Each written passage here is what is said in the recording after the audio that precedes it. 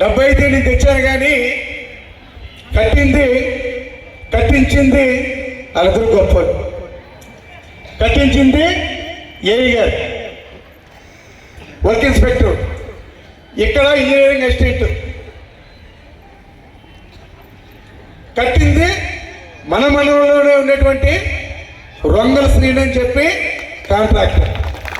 ఇప్పుడు అక్కడ వచ్చిన చాలా మంది చూశారు బిల్డింగ్ ఎంత సుందరంగా ఉందో, క్వాలిటీ ఆఫ్ వర్క్ జరిగింది.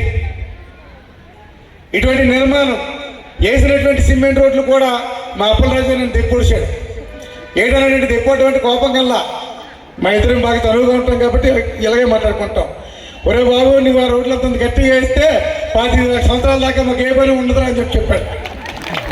25 సంవత్సరాలు మనం వేసేటువంటి సిమెంట్ రోడ్లట సర్టిఫికేట్ ఎవరు చేశాడంటే మా అప్పలరాజే చేశాడు. 25 సంవత్సరాల దాకా మాకు ఏ పని కూడా లేకుండా మరామతులు లేకుండా చేసేస్తాను నువ్వు అని చెప్పి. ఇది ఎందుకు అని అంటే జరిగేటువంటి టెక్నాలజీ. గతానికి ఇప్పటికీ కొత్త టెక్నాలజీస్ వచ్చాయి, కొత్త సిస్టమ్స్ వచ్చాయి. దానివల్ల పని మంచిగా చేయగలుగుతున్నాం.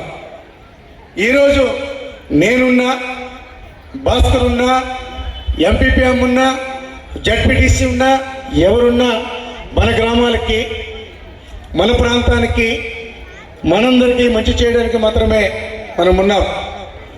ఇక మనందరూ ముఖ్యమంత్రి జగన్మోహన్ రెడ్డి గారు ప్రతి ఇంటికి కూడా పార్టీలకు అతీతంగా, కులాలకు అతీతంగా, మతాలకు అతీతంగా మంచి చేసేదానికి, ఈరోజు ఉన్నటువంటి ప్రతి కుటుంబానికి కూడా మంచి జరిగింది అని అంటే దానికి కారణం మనందరి ముఖ్యమంత్రి జగన్మోహన్ రెడ్డి గారు.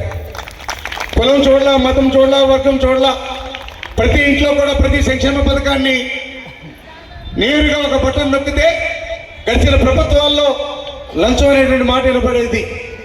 కాగితం పట్టుకుంటే ఆ కాగితం వెనకతల 1000, 2000, 3000 పథకాన్ని పెట్టించే పరిస్థితి ఉండేది.